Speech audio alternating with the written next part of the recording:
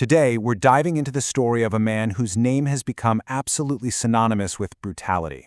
He was a dictator who carved a massive scar across the 20th century.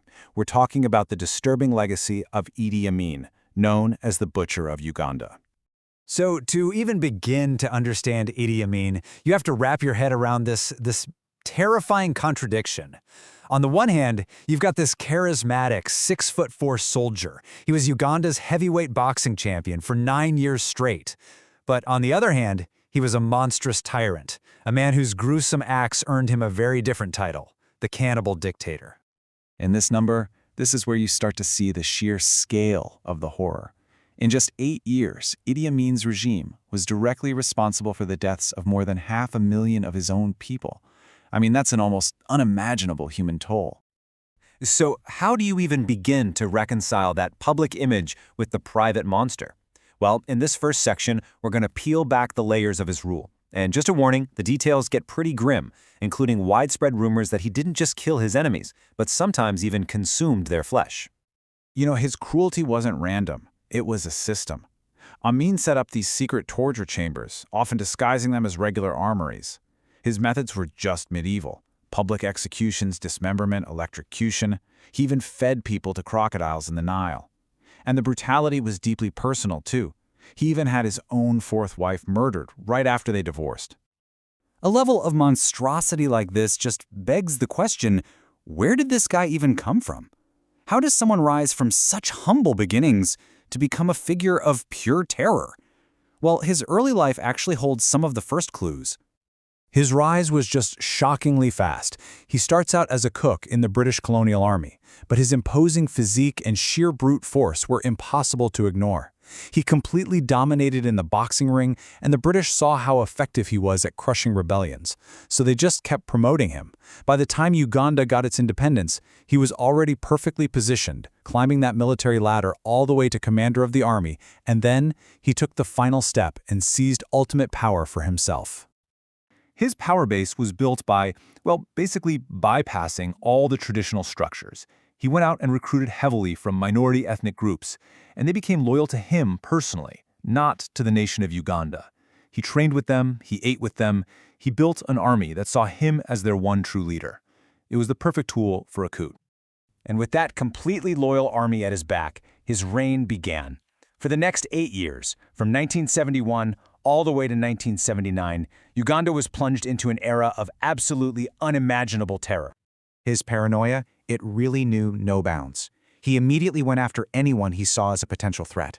It started with supporters of the president he'd just overthrown, but it quickly spiraled to include entire ethnic groups, like the Acholi and the Lengo. And pretty soon, anybody with influence or an education, judges, journalists, religious leaders, even students, they were all in his crosshairs. His primary tool for all this terror was something called the State Research Bureau. He basically took a government intelligence agency and twisted it into his own personal secret police. They operated completely outside the law, becoming a death squad that could kidnap, torture, and execute anyone, anytime, on a whim. And then came one of his most infamous, most destructive policies. In 1972, he used this supposed divine vision as his justification to turn on Uganda's very prosperous Asian community, accusing them of sabotaging the economy. The order was as swift as it was cruel. Think about this. An entire community, many of them Ugandan citizens whose families had been there for generations, were given just 90 days to abandon their homes, their businesses, their entire lives, and just leave the country with basically nothing. And the economic result? It was catastrophic, and it was immediate. The Asian community had been the backbone of the entire economy. Amin just handed their businesses and factories over to his untrained military buddies, who of course ran them straight into the ground. The Ugandan economy didn't just stumble, it completely and utterly collapsed. So here's the thing, a regime that's built on that much brutality and economic ruin, it's just not stable. It was really only a matter of time before the cracks started to show. So how did it all come crashing down? The end really came in this cascade of huge blunders. His constant purges meant he made enemies inside his own army.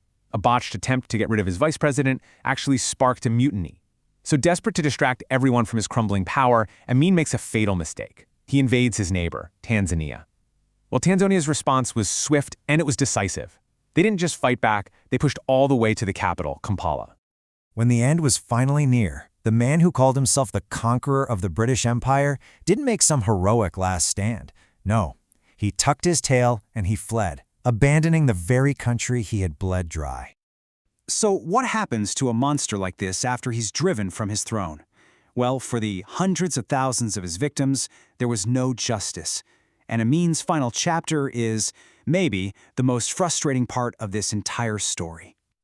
After a short stay in Libya, he was given sanctuary in Saudi Arabia. And there, he lived out the rest of his days in quiet luxury, a chilling contrast to the mass graves he left behind in Uganda. The one condition was that he had to stay silent, stay completely out of politics. He did try to make a comeback once, but he was stopped and quickly sent right back to his comfortable exile.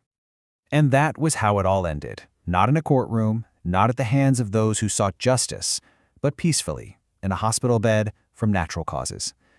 The butcher of Uganda died without ever facing a single charge for his crimes against humanity.